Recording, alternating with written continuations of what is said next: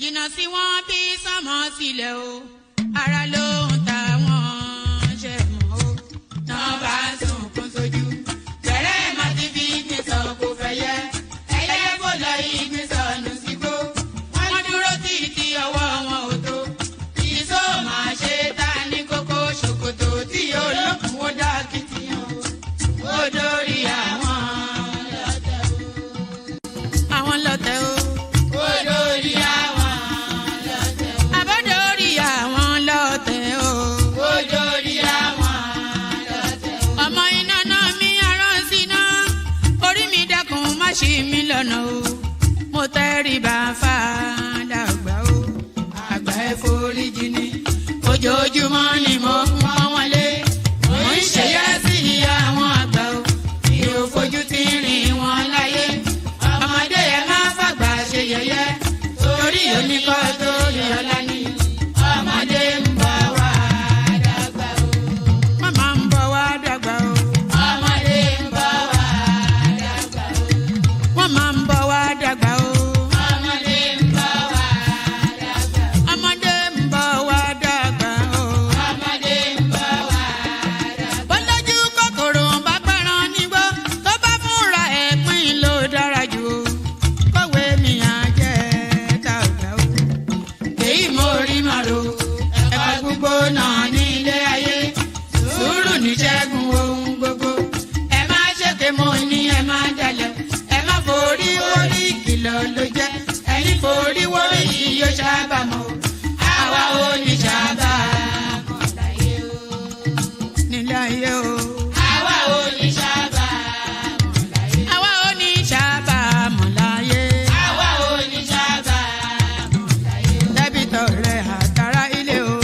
Àwa ò ní ṣàbàmọ̀ láyé. Àwa ò ní ṣàbàmọ̀ láyé. Àwa ò ní ṣàbàmọ̀. Wọ́n gbọ́ pé ọjà tó nílùú Ṣókótó. Wọ́n múra wọn sáré kárù sọ́kọ̀ o. Àyàn ọmọ ògbóògùn wo. Wọn ò béèrè lọ́wọ́ orí. Mórí lọ́mọ mẹ́wàá lọ ìyàwó. Ohun tí ẹ wá lọ sí Ṣókótó. Ohun rẹ̀ lápò Ṣókótó mo sọ. Àkúnlẹ̀yàn ọmọ ẹ̀dá láyé. Kò lè yí padà mo ń tẹnu mọ́ o. Mo lórí làlá bàrò. Orí làlá bàrò. Mo lórí làlá bàrò. Mo lórí làlá bàrò. Mo lórí làlá bàrò. Orí mi gbé mi níjà o. Mo lórí làlá bàrò. Làlá bàrò. Mo lórí làlá bàrò. Oríjà jogun ìkànnì wọn rí. Má fi wá fáyé mu nílé ayé wa o. Olúwa àgbẹ̀ wa níyàwó. Àmì nílé ayé wa. Ó tilẹ̀ jẹ́ pé ọ̀tá kọ́ ni wá. Ó tilẹ̀ jẹ́ pé ọ̀tá kọ́ lẹ́yìn. Ṣọ́wa nínú àpamọ́ kìnìún. Ejò olóró àkékè. Ṣọ́wa nínú ìdàgìrì ayé. Dáàbò ẹ̀bùn wá fi ṣọ́rẹ́ ṣọ́wa o. Mo sádì ọba bá lókè o. Mo sádì ọba bá lókè o. Mo sádì ọba bá lókè o. Mo máa sádì ọba bá lókè o. Mo sádì ọba bá lókè o. Olúwa gbé wa níjà o. Mo sádì ọba bá lókè o. Kó má fi wá sílẹ̀ o. Mo sádì ọba bá lókè o. Olúwa má fi wá sílẹ̀ o. Mo sádì ọba bá lókè o. Àwọn ọ̀tá tí wọ́n rè rajọ ìbànújẹ́ ti bá àwọn ọ̀tá nílé. Àwọn ọ̀tá tí wọ́n rè rajọ ìbànújẹ́ ti bá àwọn ọ̀tá nílé. Bikin zama sha kallo.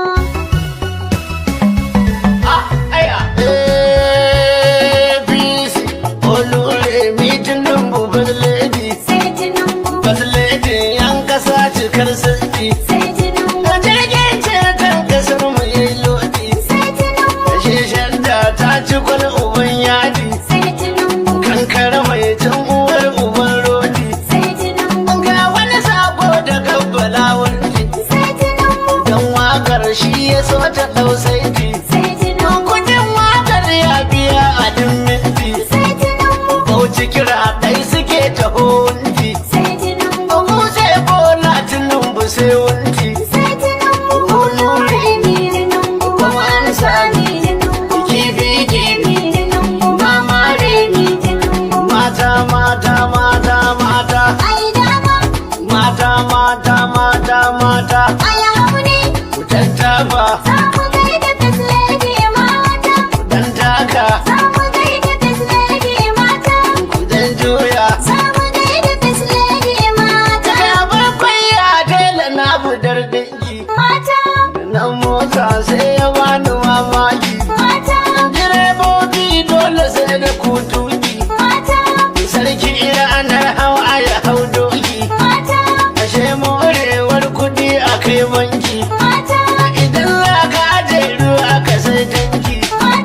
Ashe gona za ta so a kai taki. Kuna ku daban ne. Mata da kuna ke ku gane. Kuna ku kullum zabari ne. Sai da kuko a ina ne.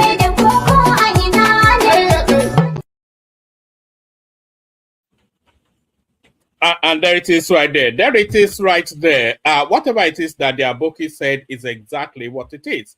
So whatever it is that the Aboki said is exactly what it is. They said, Ataba taba taba Tinubu, taba taba taba Tinubu. So Tinubu taba taba, according to the Abokis from, I wonder how many millions of dollars put that together. You know, this is a cashing out period for so many people, a cashing out period. We're seeing the obedience cash out handover feast. We're seeing the Yopis from the southeast, the Obi Kubanas, the Kubana chief priest, the e-money and the white monies. We're seeing them cashing out handover feast. We're seeing Aisha Yesufu cash out. She's been cashing out 3 years solid. And everybody's just, the only person not cashing out, unfortunately, is one man. The one man is not cashing out at all. In fact, one man is not even cashing in. But we do it for the game more than anything else. But whatever, you know, those things don't come cheap. That guy was not playing that song for the love of Tinubu or anything. That was a commission. I'm sure you know that. But if you don't know that, then no. That guy was not doing it for the love of the game or the love of the country, or he especially thinks Tinubu is great or Tinubu is terrible. He has no opinion. He's a hired gun. He's a hired help. He's a minstrel for hire.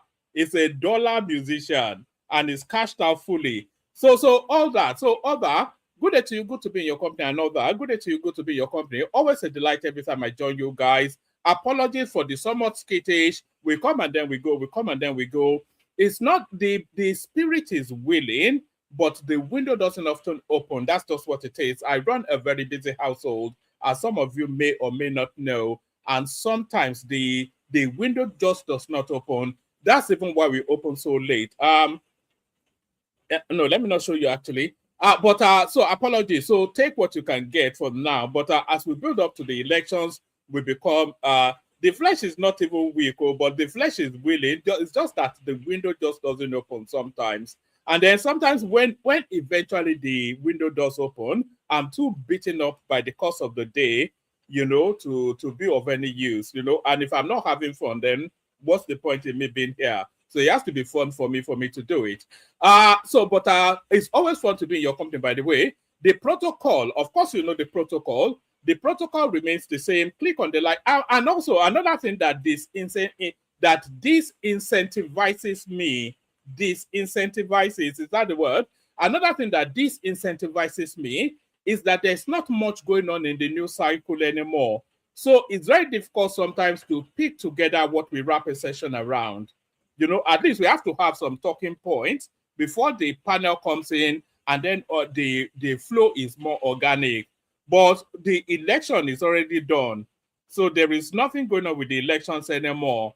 You know, the obedience have cried till they've exhausted themselves. You know, Tinubu has slaughtered everybody, and we can now see the carcasses of the dead body all over the place. So what else do we talk about? So there's not that much more in the news cycle anymore. I think you can already hear the language of surrender from the opposition space. Look at what they did at the Abuja local elections. They barely turned up, and when they turned up, it's only to buy EPA at the roadside and then go back home. So it's just all done. So the conversations we could be having is who succeeds Tinubu in 2031. And I think we'll be introducing those sort of conversations gradually as the sessions go on. If we are, and by the way, there's something going on that might excite you somewhat, that might tickle you somewhat. Yemson Wike has set the date for the PDP presidential primary. So I think that's going to happen in May, if I remember correctly, but I've got it as one of the headlines. So that might spark a little bit of interest. Yemson Wike, the hand of Jacob, the voice of Esau, or however that phrase goes, an APC man running the main opposition party. So that's why we are not so much excited about the elections anymore. The only threat to the presidency, the APC, is being run by the first lieutenant of the president, which is Yemson Wike. So there's nothing going on there. So, but we'll still find things to talk about. The ministerial list, not the ministerial list, let me correct myself, the ambassadorial list that Tinubu has cobbled together, those are being rejected by the countries that those ambassadors have been assigned to. India are the first to reject them, but why are they rejecting them? So we'll get to that momentarily. We'll also get to Tinubu claiming that he was ordained by God to be the president of Nigeria. So that's boasting pro max. So another thing that might spark interest somewhat in the next 5-6 days, Tinubu will be in England for a state visit at the invitation of King Charles. But there's a lot going on in that space because they are now creating a no-fly zone over all of the spaces that Tinubu will be when he's in England. So they're creating a no-fly zone. So why are they taking that extra cautionary measure in terms of securing him? What have they heard? Are the obedience planning to bomb Tinubu when it comes to London? So we'll be speculating to that. And then we are saying the elections are over. The elections are over. APC representative membership. This is House of Rep members. So APC rep membership, now 268, as 12 rep members dump PDP, Labour Party for APC. So there is an AD as well. So I don't know what the complement of the House of Rep is. I think it's about 300 and something. But out of that 300 and something, 268 of them are APC members. And you are still talking about the elections. The people will be destructive. What did Obi tell us when we were telling him he had no structure in 2023? He told us the people will be he told us the people will be the structure. So the people will be the structure. So let the people be the structure as the victory takes its shape. So we have that as well. What else do we have? There was one more thing. Oh yes, the Dave Umahi versus the lady that said he wanted to wrestle her in the bedroom. So that story has taken somewhat of an unusual pivot. So it's pivoted in an unusual direction. So we'll be talking about that as well. So there's sufficient enough for us to still talk about. And hopefully when people start to talk up, to turn up, the conversation then takes an organic whatnot. So an organic whatnot. So lean back, kick back, take it easy, relax into it. Surrender yourself to however long you spend with the session.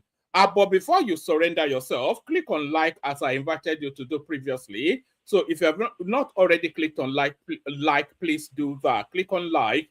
If you are not already subscribed, please do that. Subscribe. If you want to come and join me on the screen, click on the hyperlink that says StreamYard. That brings you into a studio. It brings you into this studio. And as soon as I've finished fleshing out the opening salvo, I'll let you onto the screen, then I'll invite your thoughts. So come into the studio and come engage with one man. And then I'll share the links as well there. So you can super chat towards the stream. Nobody does that anymore. But you're always encouraged to do that. So like I said, just surrender yourself to it. Come in and just come have a chat with one man. If you've never been on before, then I encourage you to come on. It's a pleasant experience. I'm a nice guy in most instances, and you may be pleasantly surprised but that I'm not the awful ogre that you thought I was. So all that. Shall we just get started? Let's remove this. And we bring this up. So let's get started. We started off with this one. Actually, we do, you know, those meaningless data that we bring you sometimes. We bring you those meaningless data again. Average annual rent for 1-bedroom flat in Lagos by selected location 2026. So it's a 1-bedroom flat, which they call. And by the way, a 1-bedroom, I was going to say they call it a studio flat, but even a studio, good to see you, Uncle Beno. You'll be in the building. It's a vibe today. Oh, you know, somebody should do me a jingle, actually. There's nothing I delight in more than when I'm hearing you this jingle. You know, so now, we start off with this data. Average annual rent for 1-bedroom flat in Lagos by selected location. These are the prices as at 2026. So we go from the top end and we cascade all the way to the bottom. For a 1-bedroom flat for a year in Ikoyi, it will cost you 15 million naira. So I don't think that's too unreasonable for Ikoyi. In Victoria Island, it will cost you 8 million naira, and I don't think that is too unusual. I don't think that's excessive. So long as it's not boys' quarters. So you know, usually 1-bedroom apartments in Nigeria are usually boys' quarters. So long as it's not boys' quarters, 8 million naira for a 1-bedroom apartment for 1 year in Victoria Island, it is not unreasonable. I don't think that's unreasonable. 15 million naira for Ikoyi is not unreasonable. It's all about the cachet of the location. In Lekki, it will set you back 4 million naira. You know, if I hadn't seen these figures, I would have thought, if you had asked me without having these figures in front of me, I would have argued that a 1-bedroom apartment in Lekki would be round about 15 million naira even. So that surprises me somewhat. In Maryland, it's 2.5 million naira. In Bagada, 2.5 million naira. Ikeja, 2.5 million naira. Shomolu is 2 million naira. Ogodu, 2 million naira as well. Yaba, you know, for a 1-bedroom apartment in Yaba is 2 million naira. Now, how much is 2 million naira? That's about £1,000 for a 1-bedroom apartment in Yaba for a year. £1,000. I mean, that surprises me. That's no money. In Magodo is 2 million naira. In Ilukweju is 2 million naira. In Surulere is 2 million naira. In K2 is 1.6 million naira. In Aja is 1.6 million naira. And they are telling us this. I'm not sure that these figures can be right. And this is coming from 30 cents, by the way. And they go by raw data. Average annual rent for 1-bedroom flat in Lagos by selected locations 2026. I'm alarmed actually that it can be this cheap. In Aja is 1.6, in Ojodu is 1.5, Mushi Olosha is 1.5 million naira, in Solo 1.5, Alimosho 1.2, Agege 1.2, Koshofe 1 million naira, Ibejuleki 1 million naira, Ipaja 900,000, Ikorodu. You can get a 1-bedroom apartment in Ikorodu, which is a reasonably decent area as well, for 450,000 naira. So I wouldn't hang my hat on those figures. They seem out of skew to me somewhat, that 8 million naira will rent you an apartment in Victoria Island. How is that possible? So now, before I show you this next list, I want you guys to speculate as to where Nigeria, why am I going so dark?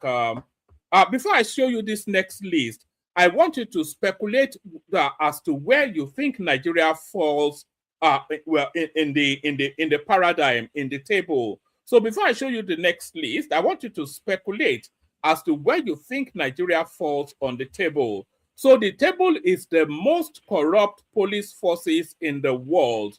So the most corrupt police forces in the world. Actually, I'll show you something else. I'll show you something else. I'll give you 1 minute to tell me in the comment section where you think Nigeria might fall on the global most corrupt police forces. So tell me where you think Nigeria might fall. So I'll leave that for the moment. Give you a minute to tell me, and then I'll come back to it next. So let me show you something else in between. I think we've just done this now. What else do we have? Oh, all right, let me show you this. Top highest paying government jobs in Nigeria. So the top highest paying government jobs. So which parastatal pays the most in Nigeria essentially is what that is asking. Top 10 highest paying government jobs in Nigeria. The Nigerian Ports Authority is the highest paid.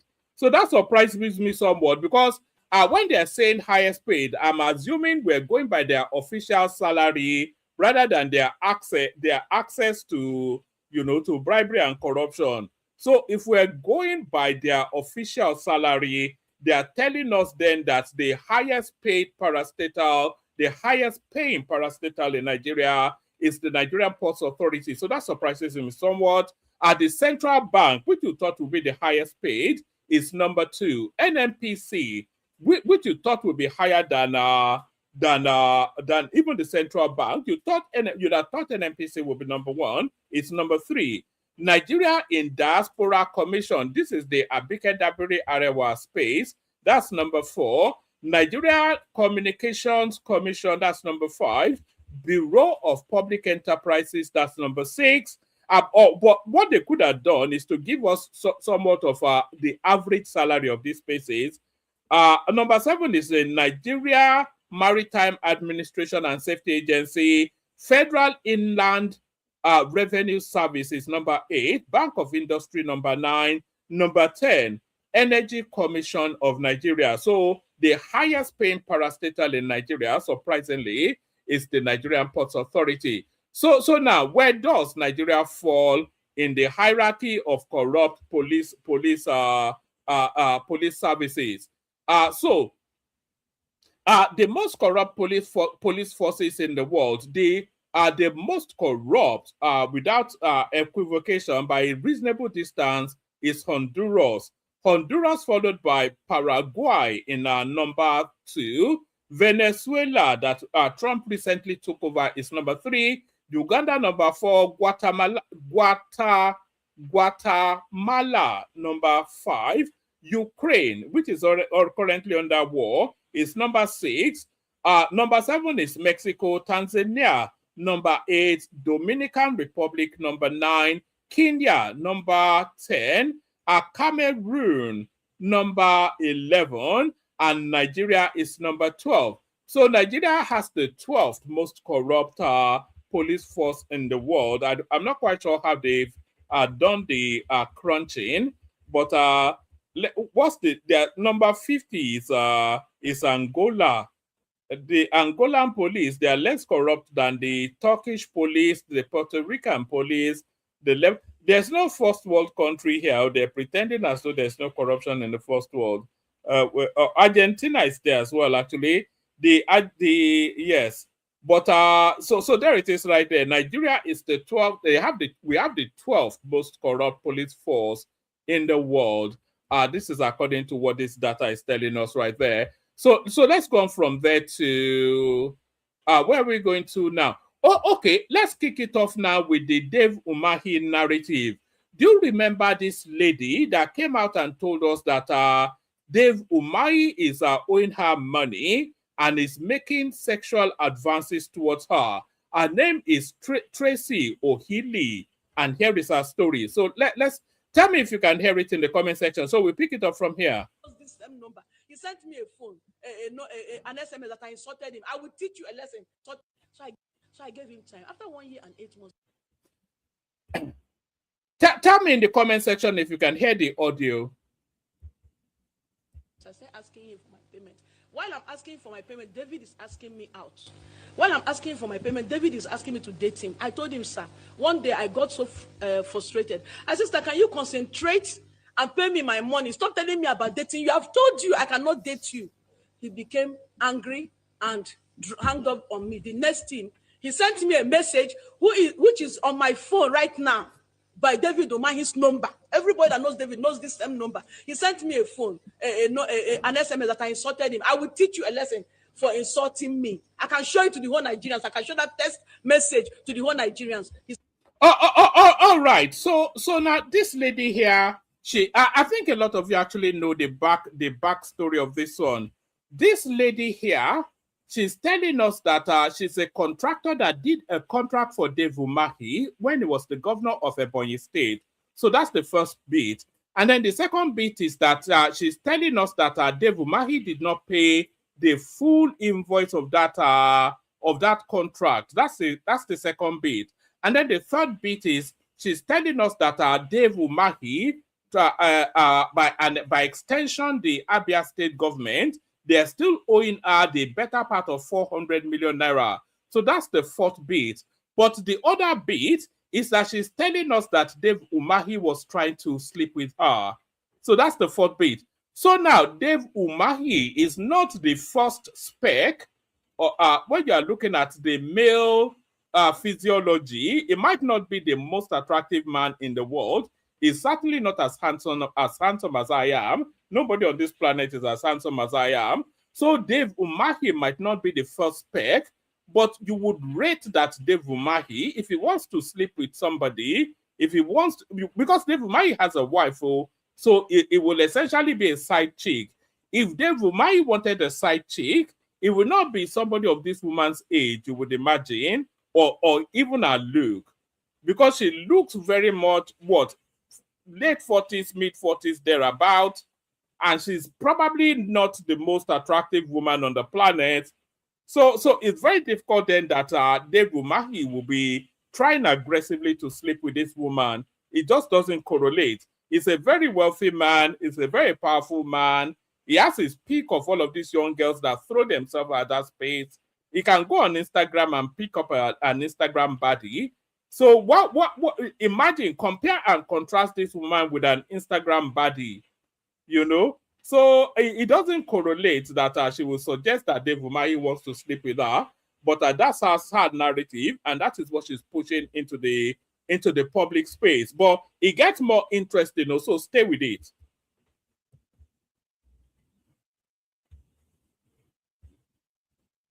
So I gave him time. After 1 year and 8 months, I started asking him for my payment. While I'm asking for my payment, David is asking me out. While I'm asking for my payment, David is asking me to date him. I told him, sir, one day I got so frustrated. I said, sir, can you concentrate and pay me my money? Stop telling me about dating you. I've told you I cannot date you. He became angry and hung up on me. The next thing, he sent me a message which is on my phone right now by David Umahi's number. Everybody that knows David knows this same number. He sent me a phone, an SMS that I insulted him. I will teach you a lesson for insulting me. I can show it to the whole Nigerians. I can show that text message to the whole Nigerians. He said, I will deal with you for insulting me. So that was it. Since that day, he blocked me. He never picks my call again. Sometimes if I ask for my payment, he will tell me that God is busy. I said, have mercy on me and give me my money. Let me pay my children's school fees. He will tell me that God is busy. So he blocked me and he never took my number. So when I use another number and call David Umahi, that, sir, I'm coming to your state. And when I get to your state, I will block the government house. No vehicle will go in or out until you pay me. Do you know what David told me? David told me that if I get to a point, that I will not come out alive. I said, why won't I come out alive? Are you not owing me? He said, what happened to those Nila engineers will also happen to me. That was the last time I spoke with David Umahi. So when my dad became sick, I needed to fly him to the US for proper treatment. I said, I have money. Why will I have money and be suffering like this? I started reaching out to David through other phones because he has blocked my number. He said, let your father die if he needs to die. That was what David told me. So when my dad died, I was so angry. I came on social media. Remember, all these years since 2015, I have not brought it to social media. When my dad, the day my dad died and he was put in the mortuary, the next day I came on social media and started asking Nigerians to please come to my help, calling on Mr. President to plead with David Umahi to pay me my money.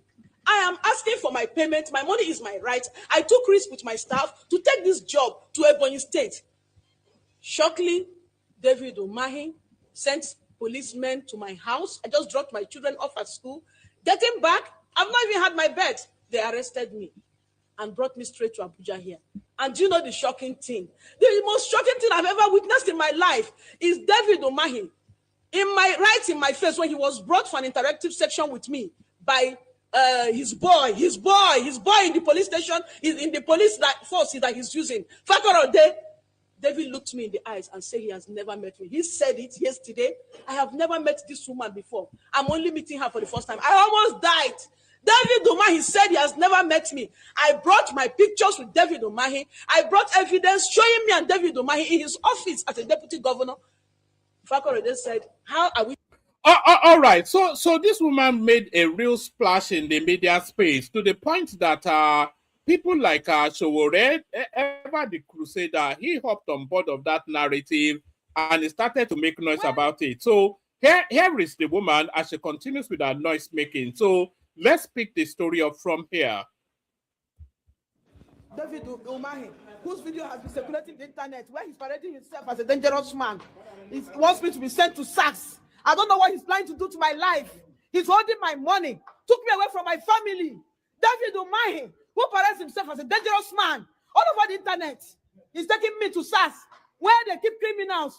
I am not owing him. He's the one that has been owing me for 12 years. He's still the one lying. How can a Nigerian politician, liar, he said he has never met me. Police saw all the evidence and they're calling it black. He's using them. If anything happened to me, Nigerians, take note that you will hold David Umahi and Nigerian police responsible. He has taken me away from my family. Why is with his own family? And he's still the one owing me. President Bola Ahmed Tinubu, this corruption cannot happen under your watch. President Bola Ahmed Tinubu, your minister is corrupt. This cannot continue to happen under your watch. For how long will I continue to use Nigerian police like this? All right, so that's the latest. That's not the latest installment. So that's her doubling down on the position that she adopted. So Tracy Ohiri, that's her name, and now here she is now. So here is the latest installment now in this saga, which was never ending, but it looks as though it may end now. So here now is the latest installment. Hold on, is that on the screen? Let me put this up. Oh, here now is the latest installment in this saga. Listen very carefully to what she says now. Good day, Nigerians. After proper consultation with my family, friends, and legal team, and a painstaking review of events of the past weeks, I have come to the conclusion that it's important we give peace a chance. I admit that Engineer Deacon David Umahi, the former governor of Ebonyi State and the current Minister of Works, did not inform me that what happened to the Neyland engineers would happen to me if I visit Ebonyi State. I do not know the Neyland engineers except. Are you hearing that?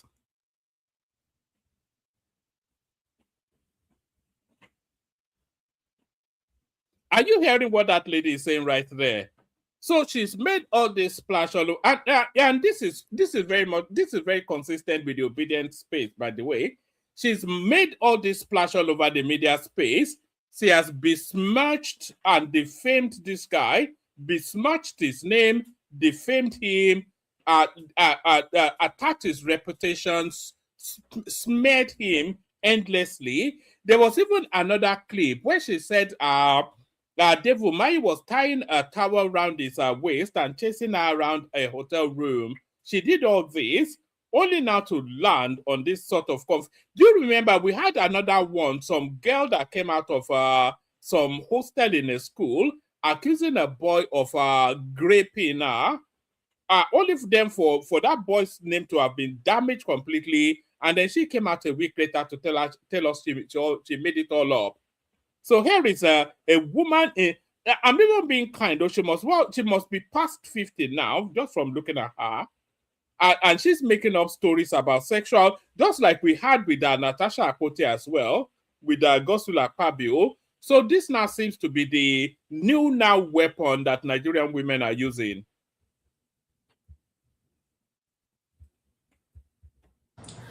Good day, Nigerians.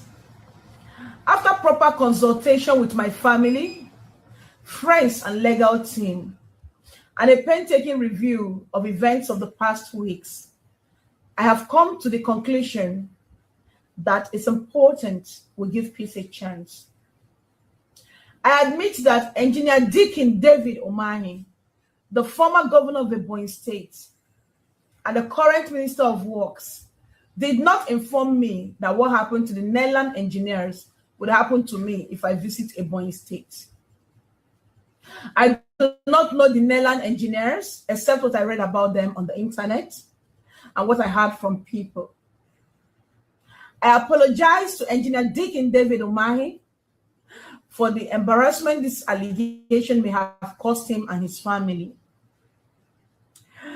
I sincerely apologize to his family, to my own family, friends, and everyone who felt hurt and embarrassed with what happened.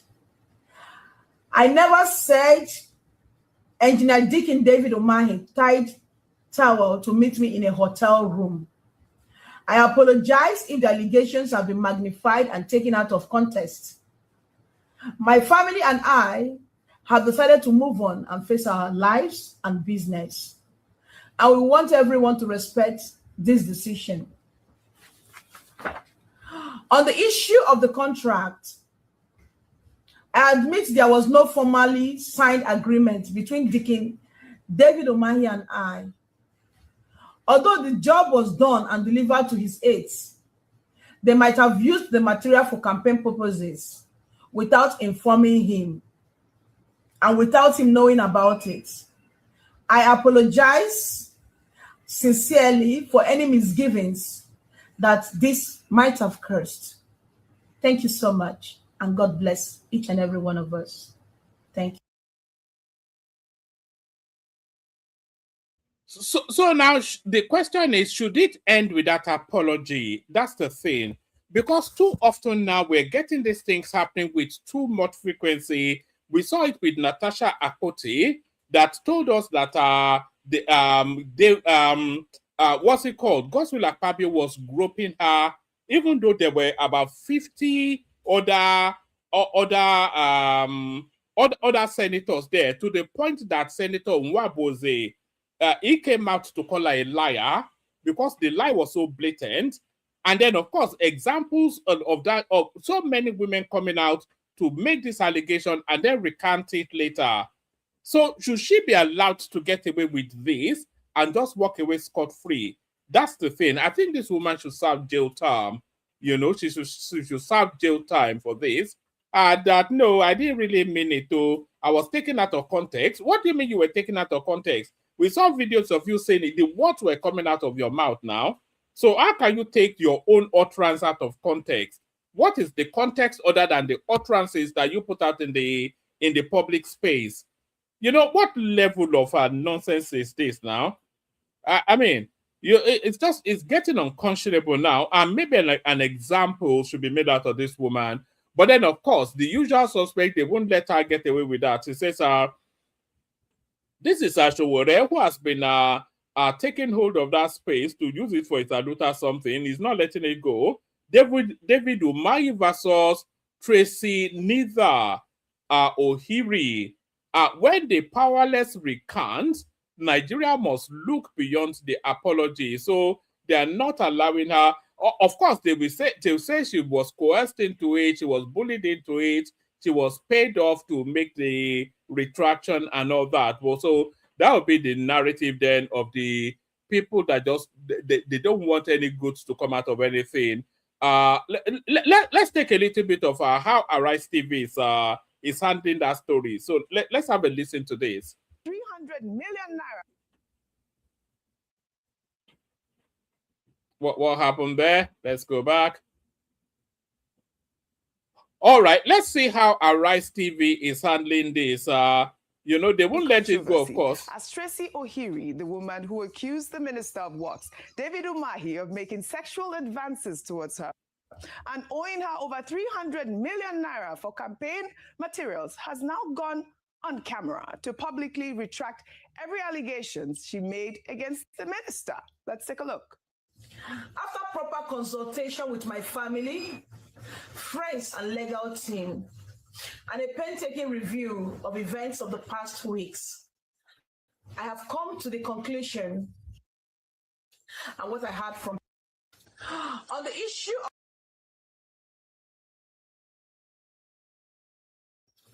and without him knowing about Retraction there that, she never accused Umahi of tying a towel to meet her in a room.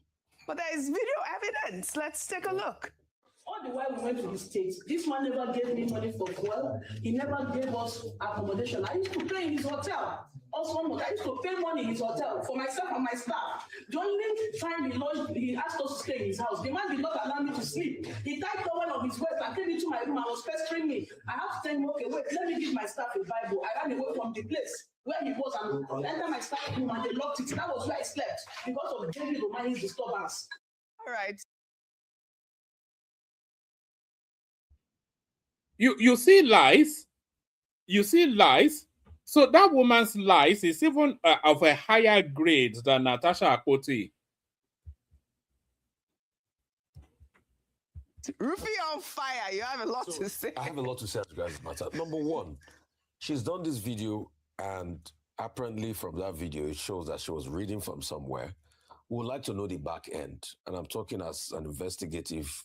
No, if she was reading from somewhere, then she would have prepared a script. So she has prepared an apology note and she's read it out. So what's mystifying about that? So what's the mystery about that? She's prepared an apology note because she wants to get the apology word perfect, and then she's reading from that apology. So what's the mystery about her reading an apology note that she wrote? So this guy, man, is just it's the biggest buffoon on the Nigerian media space. Person now. We'd like to know the back end. We'd like to know what the script was like, because obviously at some point the paper moves, because I've seen the video a couple of times. All the things she's not denied, all of the things she said before. So what is really going on? Is it that she has selective amnesia? We don't know. I'm not her medical. No, I said, is it that she has I'm not saying it's a rhetorical question. You don't answer a rhetorical question, actually. Does she have really? I did. Look at that. Thank God for his education. No, this semi-illiterate telling somebody you don't answer a rhetorical question. Do you remember when he used to quote philosophers? According to Russell Bukko, according to Yogan Hobaban, according to Confucius once said, Nihi once said, all this ridiculous, its insecurity just oozes out of the studio, out of the screens, like a pungent odor. I didn't know that. Thank you, Professor Rufai, for educating me on national television. I was just even I thought the same thing. Does she have selective amnesia? Even I thought the same thing. For her to now come now and all the things she said before, the evidence she brought out, as regards a text message sent before now. There's a show called Kai Truth's Podcast that she went on about 6 days ago, where she called 2 or 3 of her members of staff that did bear witness. One of them bore witness to the incident, how she ran into the room to come and meet them that day when she said, that she was running away from Umahi. The story falls apart for me when she starts to allege that Dave Umahi was trying to sleep with her. It's not that Dave Umahi is not a Letario. That's not the argument. Every Nigerian man is a Letario. The more powerful you are, the more you feel that every woman around you is there for your pleasure. But she's not of sufficient enough of the quality. She's not. If I was Dave Umahi, I wouldn't even look at that woman twice. Only to give her the respect. Oh, thank you, madam. Here is your check for what you did. If we need you again, we'll call you. That's it now. Why would Dave Umahi want to still sleep with somebody like that? When Dave Umahi was saying if it was Natasha that was accusing him, I wasn't quite sure what it meant. because I didn't even know what the woman looked like. But now, having seen the woman, you can see what Dave Umahi was saying, that if it was even Natasha now, you would still understand, but not somebody of that. Wọ́n ní tí ẹ bá máa jẹ ọ̀pọ̀lọ́ kó jẹ́ tó lẹ́yìn àbí nǹkan kan bẹ́ẹ̀ yẹn. Is that how the saying goes? It's not. She's not of the quality now for Dave Umahi to be chasing around the hotel room. Is it that all of that is not true or valid? The next point will be, what now happens to the defamation case? Does it mean that the case is out of court? Thirdly, the money she claimed she's been owed, does it mean that she's forgotten the money, or has she been paid? So those are the questions we are asking. And those are the questions that she now has to answer, because it doesn't fall on Umahi again. It falls on Tracy herself. If she has a vote fast all of a sudden, then it makes mockery of all what she said. And I think she should be taken. It's not vote fast, by the way. It's called vote face. It's not, you see, even attempts at words, it's called vote face. It's not vote fast. Taking up now. She must be pressed to be able to give us details of all that transpired. She cannot just take Nigerians on a 360-degree vote fast and say all of this without us knowing what transpired at the back end. And it's best she speaks, because our integrity or our personality is damaged forever. All right. So we must be harassment, because this was a big part of this. Yeah, that's why I thought it was important to play that clip. Yes, where she made allegations of sexual harassment by the minister. And the argument for this is that when you retract statements like that, or you make flippant statements like that, you invalidate women who are going through the same thing. And that's why they'll laugh and say everybody brings up sexual harassment. And I recall that. But this is not even the first or second instance of this wolf crying by Nigerian women trying to use that narrative to blackmail VIP. We saw it with Natasha, as I said. We've seen endless cycles of this sort of narrative, and this now the latest incarnation of it, and we'll see even more. So it starts to lose its power when you are falsely accused and then very quickly retract. It starts to lose its power.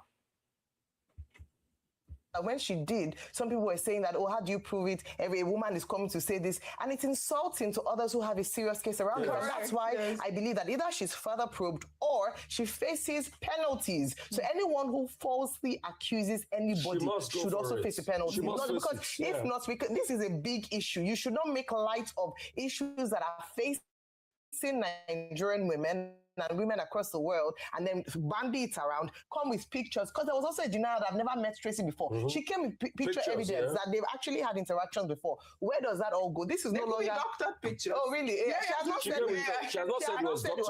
It's a rhetorical answer. You don't question it. It's a rhetorical answer. But anyways, can I say that I am not surprised, because I have, last week we had seen videos of her actually retracting some of the allegations she's made against other people. We actually played it a couple of weeks ago on What's Trending. So I'm not actually surprised. I was expecting this sort of retraction to occur. That might be judgmental, Audrey. That might be deemed judgmental. Let's just take things as face value. Well, I have my opinion. It's literally Natasha Akpoti Mark II. Do you remember when Natasha Akpoti made similar allegations against Reno Mokri? Only then, for the time period that she was alleging against Reno Mokri, the Reno Mokri was not even in the country, never mind being at the event, to the point that she had to retract and pay Reno Mokri compensation, but not learning the lessons from that. She then goes on again to, and there's been so many lives destroyed by Natasha Akpoti, by the way, with all those sort of allegations. Apparently, allegedly, she blackmailed her husband as well, to the point of marrying her. Now we're seeing with this woman now, who is a serial accuser and a serial retractor. But then, of course, the obedience space, they're not happy with that. As you can hear from the one of their champions, Rufai Oseni. It might be deemed judgmental. I have my opinion. I mean, I'm just saying, you have your opinion. I have my opinion. Rufai on fire. Go ahead. That's just it. It doesn't make your opinion valid either. So make sure that you know that, so that whenever you express an opinion, know that it's it doesn't make it valid, but that's judgmental in nature. That's also indicting my personality. I have my opinion. Yeah, but Rufai, what's the issue? No, I have my opinion. There's no issue. I'm saying it again. I have my opinion. Doesn't supersede others. Why are you arguing?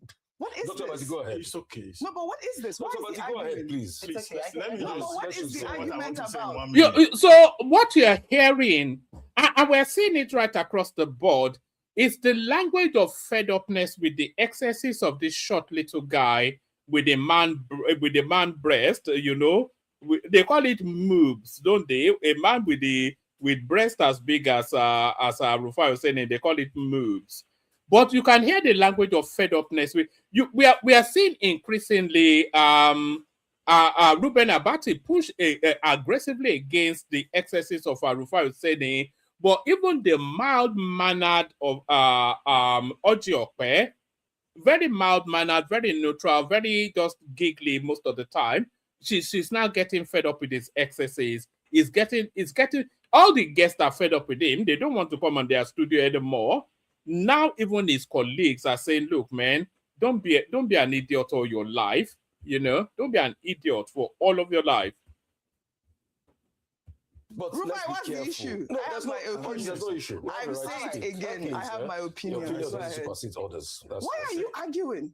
What is Dr. this? Basi, go ahead. It's okay. No, but what is this? So that's the fed upness right there. It's those two words, those repeated words. What is this? What's going on here? Are you all right? Are you having a mental episode? Are you suffering from some brain fade? Are you? I was going to say, did your girlfriend not sleep with you? But he doesn't have a girlfriend, though. Did his boyfriend not do the necessary before he left the house this morning? What's the what you know, is that what is this? I want you to listen to the exasperation in that voice. People are just fed up with the excesses of it's just getting it's getting unbearable now. Even his colleagues cannot bear him. Yeah, but Rufai, let's be what's careful. the issue? No, I have my opinion. There's no issue. We have I'm the right saying to it speak. again. Okay, I have sir. my opinion. Your opinion Go doesn't ahead. supersede others. Why are you arguing? What is Dr. this? Basi, go ahead. It's okay. No, but what is this? What Dr. is the Basi, go ahead, argument? please. It's okay. Let me No, but just what let's is just the say what I what I want argument to say in about? 1 minute. Yeah. Go ahead. I said the thing speaks for itself. It does. The What is other the day, big deal? When the story What are you arguing came about? up, I had raised issues about flying the kite, about gender narrative, and also about a woman finding herself in a compromised position, you know, on the basis of the evidence presented before us then. Now, later that same day, I saw all kinds of nincompoops abusing me on social media, saying I wasn't defending the woman. But now the woman now has used her own mouth to retract whatever she said publicly, and the thing is everywhere. The question to ask is that it's not only Minister Umahi that she has to apologize to. All the other people that she has abused and hiring social media rats to abuse those persons, including my good self, she also owes us an apology. She had rats to abuse you. But yes, She did.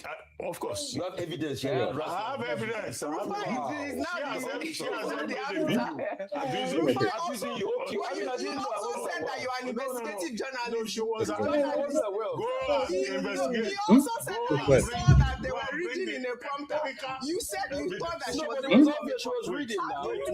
Look at her eyeline now. That might be deep judgmental. Come. Look at her eyeline. This interruption Look at her eyeline. Go That might be deep judgmental. Please go ahead. No, Dr. this Basi. Dr. Basi wants to make a point. Go ahead. Now, the thing to now ask is, do we have it on record that Minister Umahi has now accepted the apology? We don't know. We can say all don't know that. we can say, but I think we would like to know Yes. if the minister has now said, "Oh, I've accepted your apology." Defamation case, I've instructed my lawyer to go and withdraw it. That's the remaining part of the story.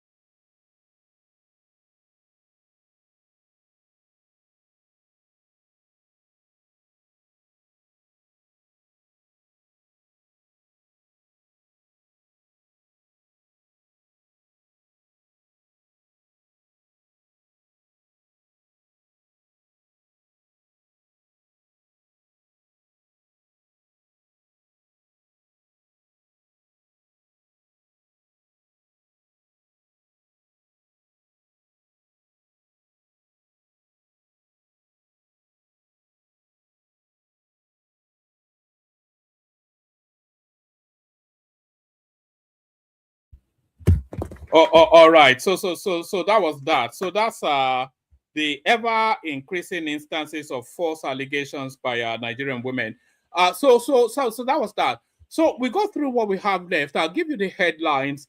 I'll send the link in again. Anybody that wants to come in, come in. I'll give you the readout on this one because it's the headline one.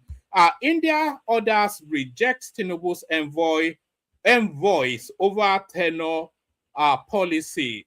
Pardon me. Pardon me.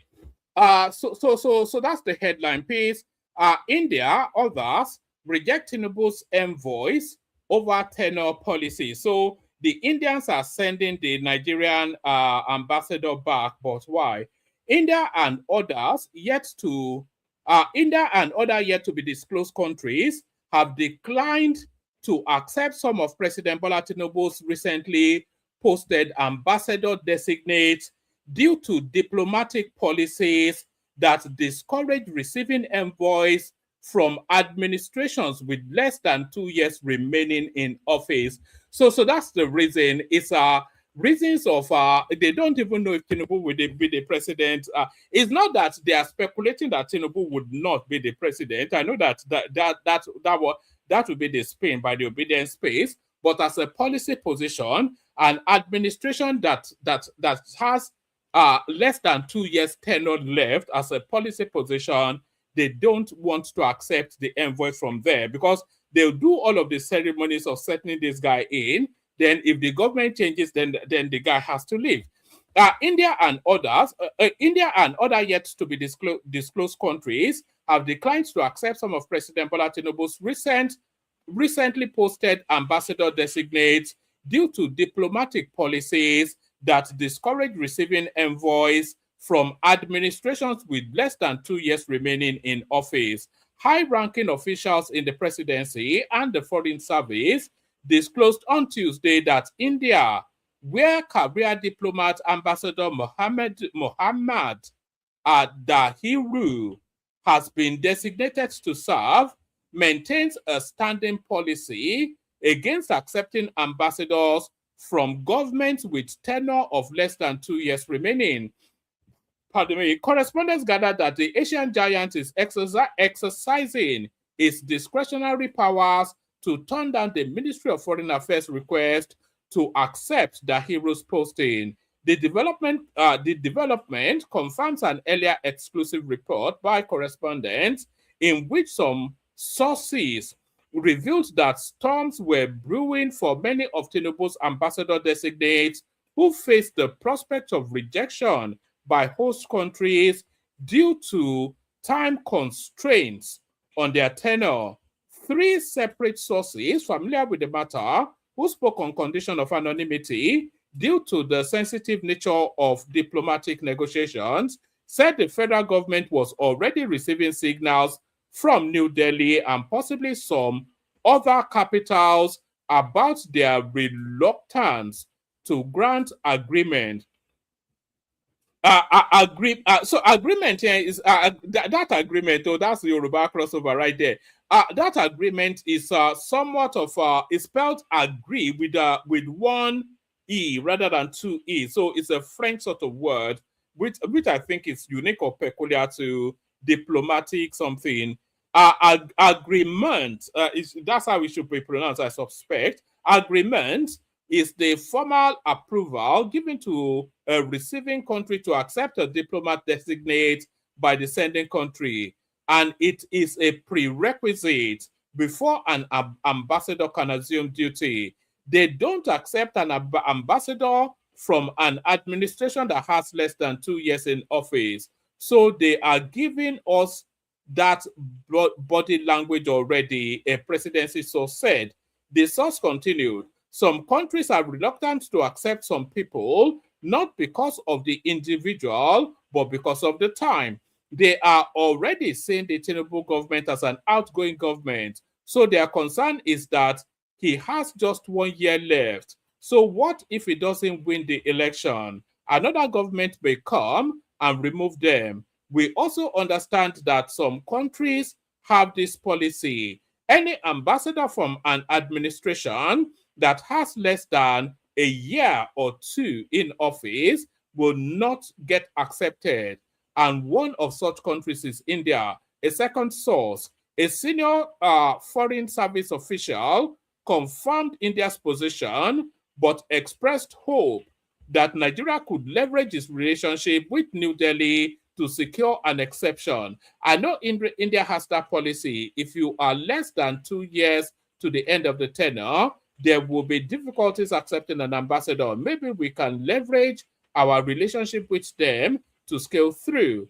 Of course, there are those amongst them who gauge political tides, and some may see that this government can win the next election. Perhaps they may see that the election may not be so competitive because virtually everybody has moved towards the APC. They may say the chances of APC victory are high. That is one of the arguments the government will push forward, the official said. The source emphasized that while India is the only country with a confirmed policy against short tenure ambassadors, other countries may follow similar conventions. India is the only one I can confirm to you now. The others will be based on their convention and practices, but the one I know for sure is India. We will have to do a lot of convincing because they have a standing rule. A third official disclosed that whilst the Ministry of Foreign Affairs has secured funding for the mandatory induction course for ambassador designates, the timeline remains uncertain. On the training, we don't know when for now, but the Ministry of Foreign Affairs has the funds already to undertake the induction, the source said. President Tinubu on Friday, March the 6th, approved the posting of 65 ambassador designates and high commissioners to various countries and the United Nations, with Ambassador Dahiru assigned to serve in New Delhi. Amongst the 65 nominees are former aviation minister Femi Fani-Kayode, Germany, presidential aide Reno Mokri, Mexico, former chief of army staff Lieutenant General Abdurrahman Dambazao, China, and Senator Jimoh Ibrahim, United Nations permanent rep. The Ministry of Foreign Affairs has so far only received agreement from the United Kingdom for High Commissioner designate Aminu Dalhatu, and from France for Ambassador Oyedele Oke, leaving the fate of the remaining 63 envoys uncertain. The Independent National Electoral Commission has scheduled the presidential election for January the 16th, Tinubu's first tenure to conclude in May that year. So yes, that's exactly what it is. I'm not quite sure. I think so that's that. So India now telling the Aboki being sent by Tinubu to get lost, essentially what that is telling us right there. So the Aboki should get lost is what India is saying.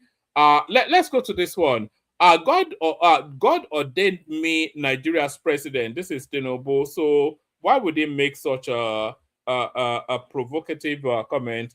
President Bola Tinubu has stated that his emergence as Nigeria's president was part of a divine plan. Tinubu made the declaration whilst reiterating his commitment to good governance, adherence to the rule of law, and the preservation of democratic values in the country. The president spoke at the presidential villa in Abuja during an interfaith iftar, where he hosted members of the National Working Committee of the All Progressive Congress APC, alongside leaders of the Interfaith Advisory Council. In a statement released by spokesperson Bayo Onanuga, the president emphasized the importance of strengthening electoral institutions, processes, and systems across political parties. Tinubu also advocated for the adoption of direct primaries, saying the system would allow party members to participate more actively in choosing candidates for various political offices. Describing himself as a committed Democrat, the president pledged to continue working towards Nigeria's unity whilst upholding the rule of law. Some of us have been bruised, struggling for it.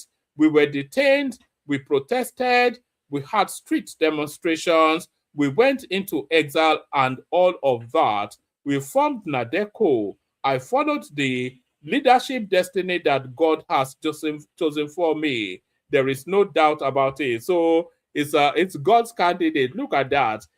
God is an APC card carrying member. Is what the white powder sniffing guy from Bodleian is at. Look at that. The audacity. So let's go on to this one. King Charles hosts Nigerians in diaspora ahead of Tinubu's visit. So why didn't I get an invite is the thing. Am I not a Nigerian in diaspora? King Charles III hosted a reception for the Nigerian diaspora in the United Kingdom, a celebratory prelude to the historic state visit of President Bola Tinubu scheduled for next week. This was a full-blown celebration of Nigerian excellence, complete with the aroma of party jollof and soulful sounds of Afrobeat orchestras. In the photos shared by the royal family, King Charles looked very happy. The king was seen engaging warmly with Nigerians. It was a wonderful evening, the royal family officials' statement noted, specifically thanking everyone who joined. This was a major event to show respect to the millions of Nigerians who helped to keep the United Kingdom running, from the doctors and nurses to the tech kings and music stars, and the creme de la creme of the Nigerian community was there to represent the green, white, green. The United Kingdom is rolling out the red carpet to discuss trade, security, and the jackpot trend that has seen thousands of Nigerian professionals move to British shores. The palace served jollof rice, the legendary African dish, and the Dele Sosimi Afrobeat Orchestra provided the music. So that's the Dele Sosimi, I suspect. Look at that. I've never heard of him in my life. Nigeria is a member of the Commonwealth, a group of 56 countries that work together. King Charles III does not rule Nigeria, but he maintains a close friendship with the country. You know, Charles is very much a very Nigerian. You know, he even speaks Pidgin. You hear him speak Pidgin, you think it's from our body or something. The British throne didn't start its relationship with Nigeria as a government. It started with business. In the 1800s, the British companies came to the coast of West Africa to trade things like palm oil and ivory. By 1861, the British moved in officially by taking over Lagos. Over the next few years, they pushed further inland. They used a company called the Royal Niger Company to run things. But by 1900, the British Crown, the King and Queen, took direct control. So you need to know these things. Anyway, some of you that don't know our history. In 1914, a man named Lord Lugard joined the North and South together to create one country called Nigeria.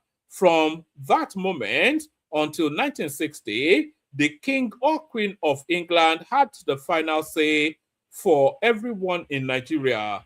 The British didn't have enough people to stay in every village, so they used a system called indirect rule.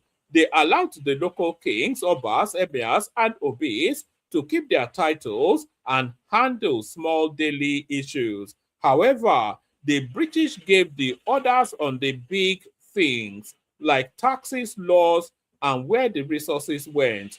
Whilst the British built some roads and railways, they did it mostly so they could move Nigerian resources out to the coast and ship them back to the United Kingdom.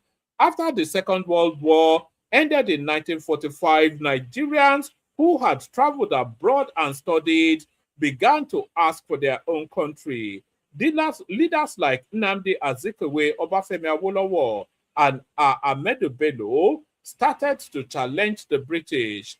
They used newspapers and protest to show that Nigerians were ready to lead themselves. The British throne recognized they couldn't hold on forever. They started holding meetings in London, the Lancaster House conferences, to plan how Nigeria became one, I should say. So that's just Nigerians in diaspora then being hosted as a prelude to Tinubu's visit. So that's that one there.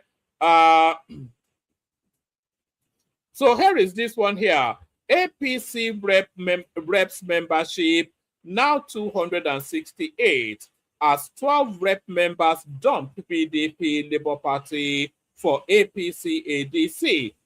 The gale of defection sweeping through the National Assembly due to an internal crisis in the opposition parties has swelled the ranks of the All Progressive Congress APC to about 268 members in the House of Representatives. The African Democratic Congress ADC, which before now had only one member in Joseph Leke Abejide, now has 7 members, following the defection of 6 members to the party. So that's that. At the inauguration on the 23rd of June 2023, the APC had about 181 members. So from 181 members, now they have 268. So that's nearly double. They've nearly doubled in size just from their defections. So that's that. APC controls virtually everything in Nigeria now. I wonder how the opposition are going to fare. So we've done David Umahi versus the girl. So let's do this last one. Let me send the link again. Anyone that wants to come in, come in. If you don't want to come in, then that's entirely up to you. So that's the link right there. Anybody that wants to come in, come in. So let's do now this last one. Still around the president's visit to the UK. UK police announced airspace restrictions, heightened security for Tinubu's visit. So this, of course, all wrapped around the obedience who would attempt at his life in the UK. The United Kingdom authorities have announced extensive security arrangements in Windsor ahead of the state visit of President Bola Tinubu. In a statement on Tuesday, Thames Valley Police said it will enforce enhanced measures, including temporary airspace restrictions, traffic restrictions, and a large security presence. So they are all in anticipation of, because they know what the obedience are like, they will maybe they want to come and try and shoot him there. Who knows? The Nigerian leader is expected to be hosted by King Charles next week between the 17th and the 18th of March. The police described the visit as a historic occasion, said there will be restrictions on movement for the residents of Windsor starting on Tuesday, 17th of March. Thames Valley Police is working with the Royal Bureau of Windsor and Maidenhead, the royal household, and other key partners to ensure the safety of those attending the event and the wider public. As a force, we have a vast amount of experience in policing royal events in Windsor, and significant planning and preparation has gone into this event. We will ensure everyone attending the state visit, including dignitaries and spectators, as well as the public, are kept safe to enjoy the historic occasion. I might even go to Windsor, you know. Maybe I'll go and stream from there. That should wind them up a little bit. It also stated that the Windsor Castle is subject to a year-round flight restrictions. But on Wednesday, the 18th of March, the zone will expand. Anyway, that's security measures for Tinubu's visits to the UK. So in anticipation of the excesses of the obedience. So that's that. Like I said, there's not an abundance in the news. I'll play you the Care Guide music. The link is in the comment section if anybody wants to come up. I'll play you the Care Guide music and then we'll see what happens after that.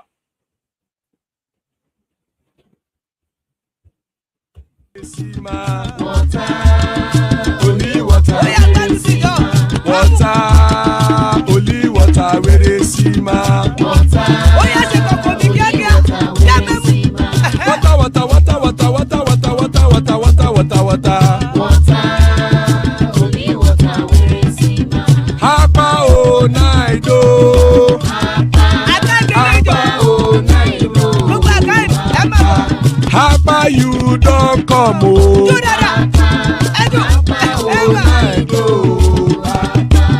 Hapa o naido.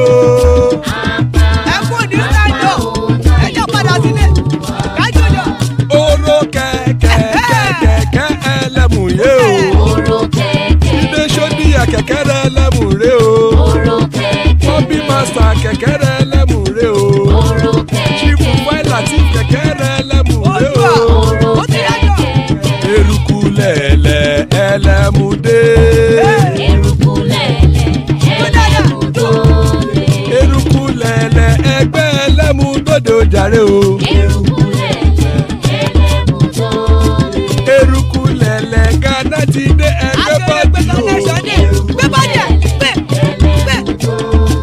Ọmọ ẹlẹ́yẹ ẹyẹ o ó dilé o. Olúyẹ̀lá ẹyẹ o ó dilé o. Petrosodame ẹyẹ o ó dilé o. Petrosodunke ẹyẹ rẹ̀ ó dilé o. Ẹlẹ́kọ̀ ọ̀run mú ìní o.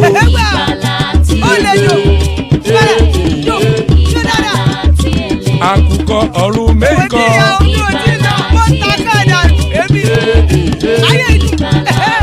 Ikú kò ní ríwà gbéṣe o.